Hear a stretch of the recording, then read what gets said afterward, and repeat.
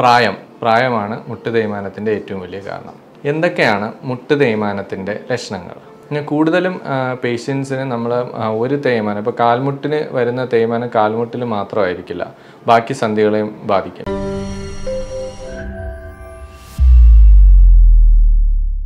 നമസ്കാരം, എൻ്റെ പേര് ഡോക്ടർ പ്രശാന്ത് ജെ എസ്. ഞാൻ കോഴിക്കോട് ഫാത്തിമ ഹോസ്പിറ്റലിലെ consultant trauma replacement and arthroscopy സർജനാണ്. ഞാൻ ഇന്നിവിടെ സംസാരിക്കാൻ പോകുന്ന വിഷയം മുട്ടുവേദനയും അതിൻ്റെ പരിഹാര മാർഗങ്ങളും.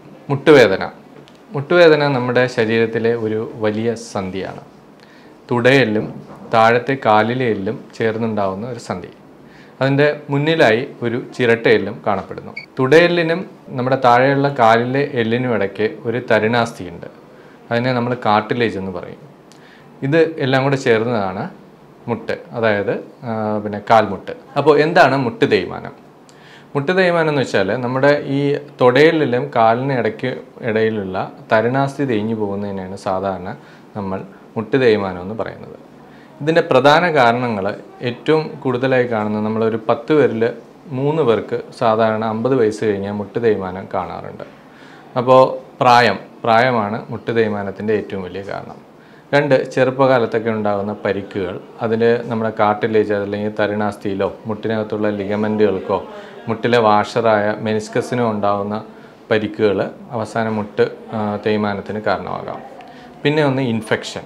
നമുക്ക് മുട്ടിൽ എന്തെങ്കിലും അണുബാധ ഉണ്ടായിക്കഴിഞ്ഞാൽ അത് കാലക്രമേണ അണുബാധ പോയാലും നമ്മുടെ തരുണാസ്ഥി ദ്രവിച്ചു പോവുകയും അത് തേയ്മാനത്തിലോട്ട് മാറുകയും ചെയ്യുന്നു. പിന്നെയുള്ളത് വാതരോഗങ്ങൾ നമ്മൾ സാധാരണ ആമവാദം, സന്ധിവാദം, പിന്നെ യൂറിക് ആസിഡ് അങ്ങനെയുള്ള, അല്ലെങ്കിൽ ചിലപ്പോൾ ഉണ്ടാകുന്ന പനി, ചിക്കൻ ഗുനിയ അങ്ങനെ പോലുള്ള വാദങ്ങൾ അവസാനം മുട്ട് തേയ്മാനത്തിലേക്ക് മാറും. ഇങ്ങനെ 3-4 കാരണങ്ങളാണ് മുട്ട് തേയ്മാനം ഉണ്ടാക്കുന്നത്. ഇനി എന്തൊക്കെയാണ് മുട്ട് തേയ്മാനത്തിൻ്റെ ലക്ഷണങ്ങൾ? സാധാരണ എൻ്റെ OPയിൽ വരുന്ന രോഗികൾ ഞാൻ 3ആയിട്ട് തിരിക്കാറുണ്ട്. ഒന്ന്, അതായത് തുടക്കത്തിലുള്ള തേയ്മാനങ്ങൾ. സാധാരണ ഒരു 40 വയസ്സ് 50 വയസ്സിനിടയിലാണ് തുടക്കത്തിലെ തേയ്മാനം കാണുന്നത്. രണ്ടാമത് കുറച്ച് ഒരു മിഡിൽ ഷേപ്പിലുള്ള, അതായത് മിഡിൽ സ്റ്റേജിലുള്ള തേയ്മാനം. മൂന്നാമത് സിവിയർ ആയിട്ടുള്ള തേയ്മാനം.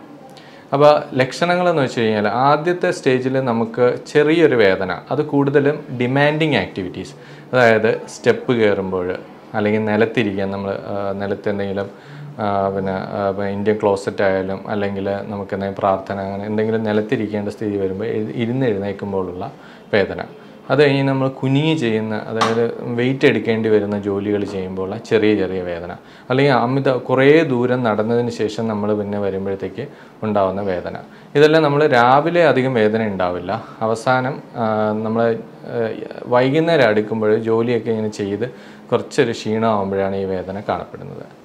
അത് കഴിഞ്ഞിട്ട് രണ്ടാമത്തെ സ്റ്റേജിലേക്ക് ആകുമ്പോഴത്തേക്കും നമുക്ക് തുടക്കത്തിൽ തന്നെ, അതായത് നമ്മൾ ഒരു കുറച്ച് നേരം രാവിലെ കഴിഞ്ഞ് കുറച്ച് നേരം ജോലി എടുക്കുമ്പോൾ തന്നെ കാല് ചെറുതായിട്ട് വേദന തുടങ്ങും. അത് ഈ പറഞ്ഞ ഡിമാൻഡിങ് ആക്ടിവിറ്റി അല്ലാതെ കുറച്ച് ദൂരം നമുക്ക് ഒരു 1 കിലോമീറ്റർ താഴെയൊക്കെ നടന്നു തുടങ്ങുമ്പോൾ തന്നെ ഈ വേദന കാണാറുണ്ട്. അവസാനത്തെ സ്റ്റേജിൽ നമുക്ക് തീരെ നടക്കാൻ പറ്റാത്ത ഒരു സ്റ്റേജ്, നമ്മൾ നടക്കാൻ പറ്റാതെ വരിക, മുട്ട് വളയുക, തീരെ നമുക്ക് സ്റ്റെപ്പ് കയറാൻ പറ്റാതെ വരിക, നിലത്തിരിക്കാൻ പറ്റാതെ വരിക, കയറ്റം കയറാൻ പറ്റാതെ വരിക. ഈ സ്റ്റേജിൽ അവസാനമായി നമ്മൾ വീൽ ചെയറിലേക്ക് പോകുന്ന ഒരവസ്ഥ. അപ്പോൾ ഇതൊക്കെയാണ് നമ്മളെ ലക്ഷണങ്ങൾ. പിന്നെ കൂടുതലും പേഷ്യൻസിന് നമ്മൾ ഒരു തേയ്മാനം, ഇപ്പോൾ കാൽമുട്ടിന് വരുന്ന തേയ്മാനം കാൽമുട്ടിൽ മാത്രമായിരിക്കില്ല, ബാക്കി സന്ധികളെയും ബാധിക്കും. ചില പേഷ്യൻസിന് നട്ടെല്ലിന് തേയ്മാനം ഉണ്ടായിട്ട് നമുക്ക് കാലിലോട്ട് അതിൻ്റെ തരിപ്പും വേദനയൊക്കെ വന്നു കഴിഞ്ഞാൽ അത് ഡിസ്ക് തേയ്മാനം. പിന്നെ നട്ടെല്ലിനെ ബാധിക്കുന്ന ചില വാദങ്ങൾ, ഞാൻ നേരത്തെ സൂചിപ്പിച്ചതുപോലെ സന്ധിവാദം, ആമവാദം, ഇതൊക്കെ നട്ടെല്ലിനെയും ബാധിക്കാം. പിന്നെ ഉണ്ടാകുന്ന ഒരു തേയ്മാനമാണ് കഴുത്ത് തേയ്മാനം. നമ്മളെന്തെങ്കിലും കുറേ നേരം ജോലി ചെയ്യുകയോ, ഇപ്പോൾ കൂടുതലിപ്പം നമ്മൾ ഈ ഓൺലൈൻ ക്ലാസ്സുകൾ ഒക്കെ ഒരുപാട് അറ്റൻഡ് ചെയ്യുന്നവർക്ക് കഴുത്ത് തേയ്മാനം കാണുന്നുണ്ട്. അതുപോലെ തന്നെ നമ്മൾ ഈ കമ്പ്യൂട്ടർ വർക്കൊക്കെ ചെയ്യുന്ന IT ഫീൽഡ്, ബാങ്ക് ജീവനക്കാർക്ക് ഒരുപാട് പേര് നമുക്ക് കഴുത്ത് വേദനയായിട്ടൊക്കെ വരുന്നുണ്ട്. പിന്നെ നമ്മൾ ഇടുപ്പ് വേദനയും നമ്മളിപ്പം കൂടുതൽ ഇപ്പോൾ ഈ കൊറോണയ്ക്ക് ശേഷം അല്ലെങ്കിൽ നമ്മൾ വാക്സിൻ അസോസിയേറ്റഡ് ആയിട്ട് ചെറിയ ജോയിൻറ്റ് ആർത്രാൾജി, അതായത് ജോയിൻറ്റിൽ ചെറിയ നീര്, വേദന, ഒക്കെ ഇപ്പോൾ കാണുന്നുണ്ട്. അതുപോലെ തന്നെ നമ്മളെ ഹിപ്പിൻ്റെ ബോണിലോട്ടുള്ള രക്തോട്ടം കുറഞ്ഞിട്ടുള്ള ഏവിയൻ, അതായത് വാസ്കുലർ നെക്രോസിസ് കാണുന്നുണ്ട്. അങ്ങനെ പല രോഗങ്ങളും ഇപ്പം മുട്ടുവേദനയോട് അനുബന്ധിച്ച് കാണുന്നുണ്ട്. പിന്നെ നമ്മൾ ശ്രദ്ധിക്കേണ്ട കാര്യം, ചില ആൾക്കാർക്ക് ഇടുപ്പല് വേദനയുടെ തുടക്കം മുട്ടിലായിരിക്കും. അങ്ങനെ ചില കേസുകൾ കാണുന്നുണ്ട്. പിന്നെ മുട്ടുവേദനയും അതേപോലെ തന്നെ ഡിസ്കിലെ വേദന രണ്ടും അസോസിയേറ്റ് ചെയ്തും കാണാറുണ്ട്. ഇത് നമ്മുടെ തുടയെല്ലാണ്. ഇതാണ് നമ്മുടെ കാലിലെ എല്ല്. കാലിൽ നമുക്ക് 2 അസ്ഥികളുണ്ട്. അത് ജോയിൻ്റ് ഉണ്ടാക്കുന്ന ഒരു അസ്ഥി ടിബിയ എന്ന് പറയും, തുടയെല്ല് ഫീമർ എന്ന് പറയും. പിന്നെ ഉള്ളത് ചിരട്ടയെല്ലാണ്, ചിരട്ടയെല്ല്. ഇത് 3 കൂടെ ചേർന്നിട്ടാണ് ജോയിൻ്റ് ഉണ്ടാകുന്നത്. അതിൽ ഒരു ക്യാപ്പ് പോലെ കാണപ്പെടുന്ന ഭാഗമാണ് തരുണാസ്ഥി. നമ്മളെ ചെവിയിലേക്ക് പോലുള്ള അസ്ഥി പോലെ ഒരു തരുണാസ്ഥി കാണപ്പെടുന്നുണ്ട്. അത് കഴിഞ്ഞിട്ട് കാണുന്ന ലിഗമെന്റ്, നമ്മൾ ഉള്ളിൽ സൂക്ഷിച്ച് നോക്കിയാൽ അറിയാം, ലിഗമെൻറ്റുകൾ കാണുന്നുണ്ട്, സൈഡിൽ ലിഗമെൻറ്റുകൾ കാണുന്നുണ്ട്. പിന്നെ കാണുന്ന വാഷർ. ഇത്രയാണ് നമ്മളൊരു സന്ധിയുടെ ഘടന എന്ന് പറയുന്നത്. അപ്പോൾ എന്താണ് തേയ്മാനം എന്ന് വെച്ച് കഴിഞ്ഞാൽ, ഈ തരുണാസ്ഥിയിൽ ചെറുതായിട്ട് തേയ്മാനം വന്ന് എല്ല് എക്സ്പോസ്ഡ് ആവും. അതായത് എല്ല് വെളിയിൽ വരും. എല്ല് വെളിയിൽ വന്നു കഴിഞ്ഞാൽ പതുക്കെ എന്ത് ചെയ്യുമെന്ന് വെച്ച് കഴിഞ്ഞാൽ ചെറിയ വേദന, നമ്മളിങ്ങനെ നടക്കുമ്പോഴും ഓടുമ്പോഴും ഒക്കെ, അല്ലെങ്കിൽ നമ്മൾ കൂടുതൽ ഡിമാൻഡിങ് ഞാൻ പറഞ്ഞ ആക്ടിവിറ്റീസിൽ ഇവിടെ ഒരങ്ങി വേദന വരും.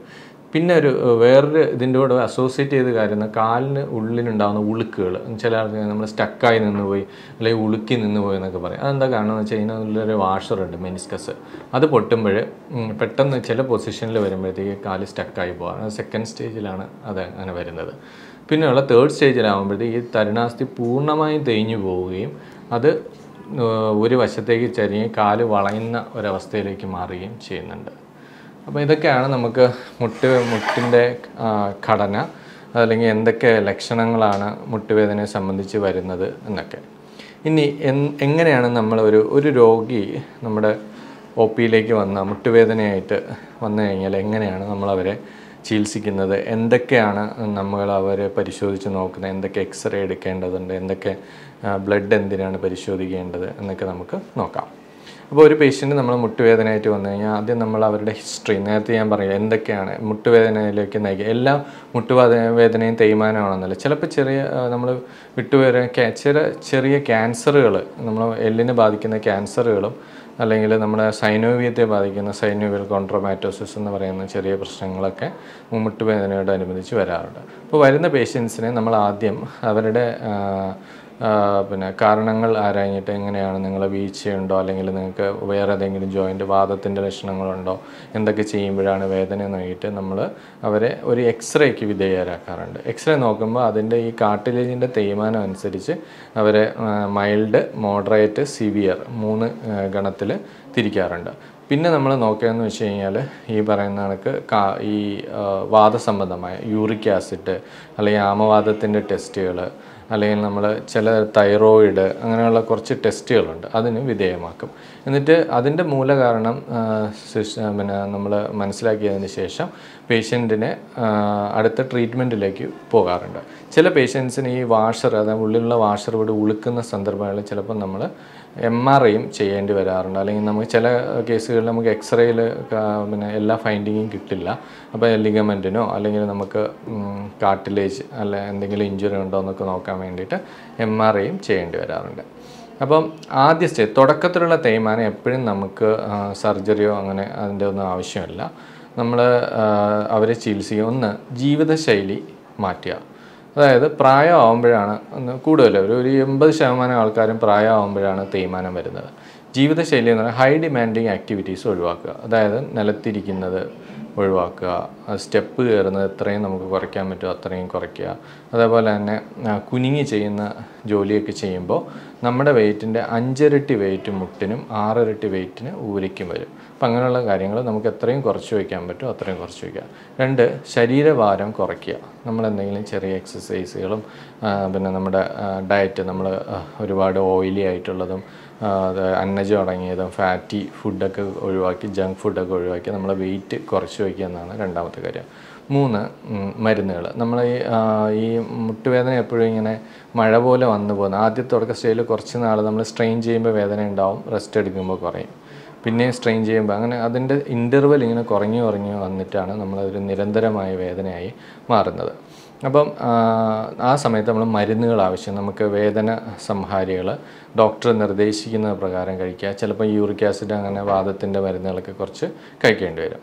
പിന്നെ ഏറ്റവും പ്രധാനമായിട്ടുള്ള ഒരു കാര്യം എന്ന് പറഞ്ഞാൽ എക്സസൈസ് എന്ന് പറഞ്ഞു കഴിഞ്ഞാൽ നമ്മൾ സാധാരണയായ ഒരു ഇതെന്ന് വെച്ചാൽ നമ്മുടെ വെയിറ്റിൻ്റെ ഏകദേശം 60 മുതൽ 70% വെയിറ്റും എല്ല് കൂടെയാണ് പോകുന്നത്. നമുക്കൊരു ശരീരഭാരത്തിൻ്റെ നമുക്കിപ്പോൾ സന്ധികളിലൂടെ താഴോട്ട് ഭൂമിയിലോട്ട് പോകുമ്പോൾ എല്ലിൽ കൂടെയാണ് പോകുന്നത്. ബാക്കിയുള്ള 30% വെയിറ്റ് ബിയറിങ്ങും മസിലുകളാണ് ചെയ്യുന്നത്. അപ്പോൾ നമ്മൾ എന്താ ചെയ്യുന്നത് വെച്ച് കഴിഞ്ഞാൽ മസിലുകൾ ബലപ്പെടുത്തുമ്പോൾ എല്ലിനിടയിലുള്ള പ്രഷർ കുറച്ചുകൊണ്ട് തേയ്മാനത്തിൻ്റെ വേദന കുറയ്ക്കുക എന്നുള്ളതാണ്. അത് നമുക്ക് 2 രീതിയിൽ ചെയ്യാം. ഫിസിയോതെറാപ്പി എന്ന് പറഞ്ഞാൽ നമ്മൾ അവിടെ പോയിട്ട് ചൂടിൻ്റെയും അങ്ങനെയുള്ള അൾട്രാസൗണ്ട് തെറാപ്പി പോലുള്ള ചികിത്സകളുണ്ട്. അത് കഴിഞ്ഞ് ചുറ്റുമുള്ള കോർട്ടിസെപ്സ്, ഹാംസ്ട്രിങ് പോലുള്ള മസിലുകൾ ബലപ്പെടുത്താൻ വേണ്ടിയിട്ടുള്ള എക്സസൈസുകളും ചെയ്യുക. ഇങ്ങനെ ഒരു ഘട്ടം ചിട്ടയായി ഇത് ചെയ്യുന്നവർക്ക് ചിലപ്പോൾ നമുക്ക് പിന്നെ മരുന്നുകൾ പോലും ഇല്ലാതെ കൊണ്ടുപോകാറുണ്ട്. പിന്നെ നമ്മൾ കഴിക്കുന്ന ഒരു സാധനം എന്ന് വെച്ചാൽ തരുണാസ്ഥി ഉണ്ടായ ഒരാളെ ഗ്ലൂക്കോസമിനോ ഗ്ലൈക്കാൻസ് എന്ന് പറയുന്ന കുറച്ച് മരുന്നുകൾ നമ്മൾ കഴിക്കാറുണ്ട്. പിന്നെ സ്ത്രീകളിലും ഒക്കെ കൂടുതലും കാൽഷ്യം ഡെഫിഷ്യൻസി, കാൽഷ്യം കുറവുള്ള അസ്ഥിബലക്ഷയവും തേയ്മാനത്തിൻ്റെ ആക്കം കൂട്ടുന്ന ഒരു വസ്തുതയാണ്. അപ്പോൾ കാൽഷ്യം ടാബ്ലറ്റുകളും നമ്മൾ ഡോക്ടറുടെ നിർദ്ദേശപ്രകാരം കഴിക്കേണ്ടി വരും. ഇനി നമുക്കിപ്പോൾ തേയ്മാനത്തിന് തീരെ നമുക്ക് നടക്കാൻ പറ്റാത്ത ഒരു അവസ്ഥ വരിക, അല്ലെങ്കിൽ കാൽമുട്ട് അമിതമായിട്ട് വളഞ്ഞു പോവുക, അല്ലെങ്കിൽ നമ്മൾ ഡെയിലി ആക്ടിവിറ്റീസ് നമുക്ക് നമ്മുടെ സ്വന്തം കാര്യങ്ങൾ ചെയ്യാനുള്ള ബുദ്ധിമുട്ട് കൂടി വരിക, അല്ലെങ്കിൽ നമുക്ക് പിന്നെ വേദന രാത്രിക്കിടെ റെസ്റ്റ് എടുക്കുമ്പോൾ പോലും വേദന വരിക എന്നുള്ള അവസ്ഥയിൽ നമുക്ക് എന്ത് മരുന്ന് തന്നാലും അല്ലെങ്കിൽ നമ്മൾ എക്സസൈസുകളൊന്നും ചെയ്യാൻ പറ്റാത്ത ഒരവസ്ഥയിലേക്ക് മാറും. ആ സമയത്താണ് നമ്മൾ സർജറിയെക്കുറിച്ച് ആലോചിക്കുക. അപ്പം മുട്ട് മാറ്റിവയ്ക്കൽ ശസ്ത്രക്രിയ എന്ന് പറഞ്ഞാൽ നമുക്കിപ്പോൾ ഒരുപാട് പിന്നെ കിംവദന്തികളും അല്ലെങ്കിൽ ഒരുപാട് പേഷ്യൻസിനെ അയ്യോ മുട്ട് മുഴുവനായിട്ട് അങ്ങ് മുറിച്ച് കളയുമോ എന്നൊക്കെ ചില പേഷ്യൻസ് വന്ന് നമ്മുടെ അടുത്ത് ചോദിക്കാറുണ്ട്. അങ്ങനെയല്ല, തരുണാസ്ഥി ഈ ഭാഗമാണ് നമുക്ക് തേഞ്ഞു പോയതിന് ശേഷമാണ് ഈ എല്ലുകൾ ഉരസിയിട്ടാണ് വേദന ഉണ്ടാവുക. അപ്പോൾ നമുക്കിവിടെ ഒരു പ്രൊട്ടക്ഷനായിട്ടുള്ള ഒരു കവചം വെച്ച് കൊടുക്കും. അതാണ് മുട്ടുമാറ്റിവയ്ക്കൽ ശസ്ത്രക്രിയ എന്ന് പറയുന്നത്. അപ്പോൾ ഇത് നമ്മൾ തുടയെല്ല്, ഇത് താഴത്തെ എല്ല്. അപ്പോൾ ഇതിന് മേലുള്ള തരുണാസ്ഥിക്ക് പകരം നമ്മളൊരു മെറ്റൽ, ഒരു കൊബാൾട്ട് ക്രോമിയം പോലുള്ള മെറ്റൽ ഉപയോഗിക്കുന്നു. ഇവിടെ ഒരു പ്ലാസ്റ്റിക്കിൻ്റെ ഇൻസേർട്ട് ഉണ്ട്, പിന്നെ ഒരു മെറ്റലിറ്റി ബേക്ക്. അപ്പോൾ ഒരു 3 മില്ലിമീറ്റർ മുതൽ 9 മില്ലിമീറ്ററുള്ള ഒരു ഭാഗം മുറിച്ച് കളഞ്ഞതിന് ശേഷം അവിടെ നമ്മളിത് വെക്കുന്നു. ഇതാണ് ഈ ഓപ്പറേഷൻ.